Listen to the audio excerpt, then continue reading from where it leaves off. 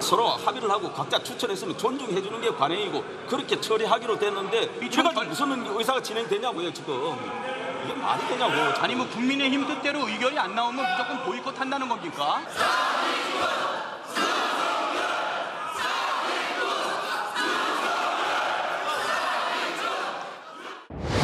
어제 본회의에서 민주당의 횡포는 정점에 달했습니다. 국회 교섭단체 간의 대화와 협상의 기본이라 할 최소한의 신뢰마저 헌신짝처럼 내던진 것입니다. 여야 간의 약속 위반이자 민주당의 사기 반칙, 의회 정치 파괴입니다. 여당과 야당 몫인 국회인권위원 선출을 놓고요. 보신 그대로 야당 몫은 통과가 되고 여당 추천은 부결이 되면서 어제 국회 본회의장 모습이 딱 저 상태였습니다.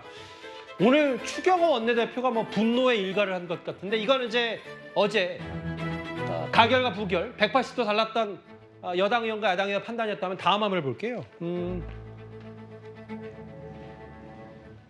최소한의 신뢰도 헌시장처럼 내던졌다. 대통령실도 역대 어느 국회에서도 없던 일이고 여야 간 대화를 지켜볼 것이다. 뭔가 뭐 대통령실도 뭔가 생각이 있는 것 같은데 서정욱 변호사님.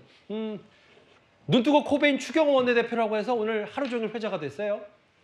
지금 이제 민주당 후보 이숙진 후보요. 예. 이분이 좋아서 국민의힘이 다 투표했을까요?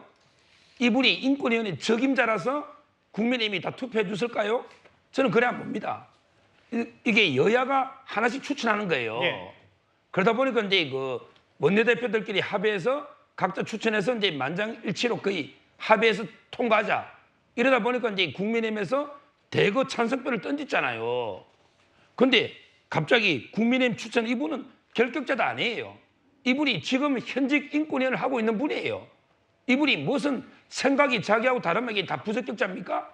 그러다 보니까 의총에서 부적격 놓으니까 대거 민주당이 거의 다 반대표를 던졌잖아요. 예. 저는 이거는 정치 도리나 신의에 전혀 안 맞는 거고요. 서로 하나씩 추천하면 서로 합의하는 게 필요하잖아요. 예. 진짜 만약에 부적격자라면 예. 원내대표끼리 협의해서 도저히 우리 통과 안 되니 다른 사람을 추천해달라. 이렇게 협의하는 게 맞잖아요. 저는 자기들 먼저 합의해서 만장일치로 통과시키고 그러고 이게 그냥 부결시키는 이거 정말 이게 잘못된 거고요. 뭐 제가 뭐 사기꾼이라는 말을 안 쓰더라도 진짜 잘못된 거고. 실제로 썼네요. 지금 말씀하신 게. 앞으로요. 이건 제가 앞으로요. 모든 게 이런 거 추천하는 게 많거든요. 둘이. 예. 이럴 때는 이게 그 국민의힘 후보부터 통과한 다음에 이제 민주당 투표해야 됩니다. 절대 민주당 후보를 먼저 표결하면 안 된다. 못 믿겠다는 말씀이시네요. 못 믿잖아요. 이렇게 뒤통수를 치잖아요. 저는 앞으로 이게 그 항상 순서를 바꿔야 된다 봅니다. 이거예요.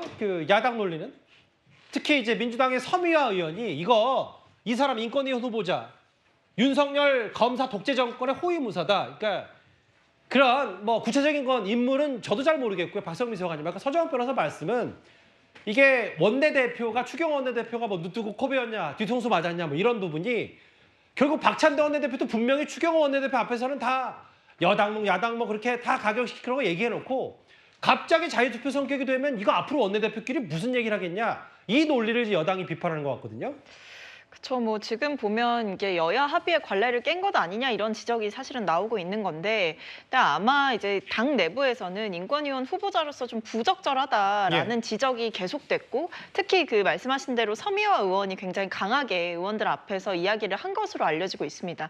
예를 들면 이제 본인이 같이 인권위에서 같이 일을 했었는데 도저히 어떤 인권위원으로서의 적격자라고 볼 수가 없고 어떤 이 정권에서 또다시 인권위원 후보자로서 역할을 하는 것은 적절하지 못하다라는 의견을 강하게 피력을 했다 보니까 지금 당 내부에서 어떤 뭐 부결을 시키자 의도적으로 우리가 다 같이 짜고 부결을 시키자 이렇게 한 거는 아니었다라고 해요. 그러니까 당론으로 정해져서 어떤 부결을 하라라는 지침이 내려간 게 아니었음에도 불구하고 당내 의원들의 그냥 총의가 이렇게 모아져서 갑자기 자율투표를 했는데 부적격자다 부결시키자 이런 결론이 나왔다라고 하는 것은 여당에서도 과연 적절한 후보자를 추천했느냐에 대해서 한번 돌아볼 시점인 것 같습니다.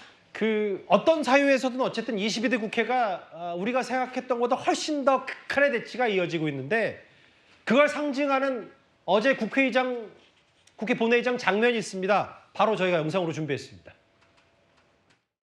저는 국방부 장관으로서 헌법과 법률상에 명시된 국군의 사명과 역할에 충실할 것입니다. 좀 들으시죠.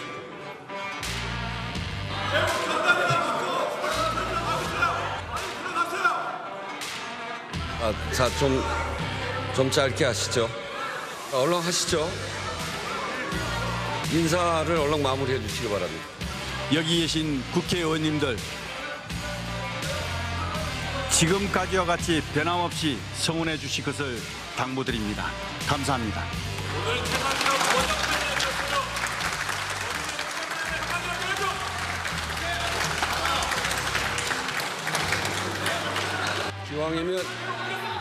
기왕이면 야당에도 인사하시죠. 대한민국 국방장관이야. 인사가 인사가. 대한민국 국방장관 자격이 없어.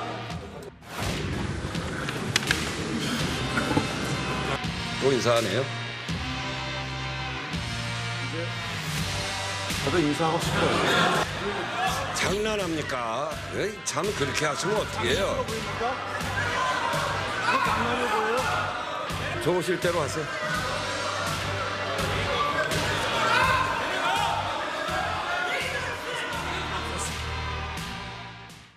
이현정 의원님. 네. 국회 출입 한 30년 가까이 하셨죠? 이거 뭐 저 장면 저희가 상징하는 두 장면 모아놨는데 가장 먼저 어떤 생각이 드셨나요? 참 참담하기 이를 데 없습니다. 국회라는 게 우리 국민의 수준 또 국민의 어떤 민의를 반영하는 곳인데요.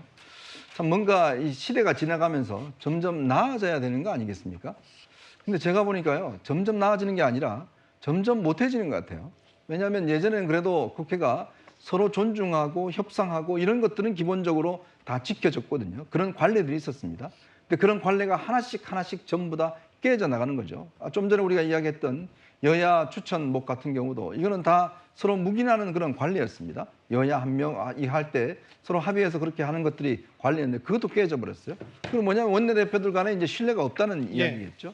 또 뭐 법도 통과시키고 거부권 행사하고 저렇게 인사 가지고 지금 계속적으로 문제 삼고 뭐 말할 때 그냥 야유하고 앞으로 국회의원들은 좀 목소리 크고 이런 사람들을 뽑아야 되지 않을까라는 그런 생각이 들 정도로 정말 22대 국회의원들 뭘 해야 될지 본인들이 선거운동하면서 국민들에게 뭐라고 이야기를 했는지 정말 다시 한번 생각해 볼 그런 상황인 것 같습니다. 저희가 준비한 3위까지 만나봤습니다.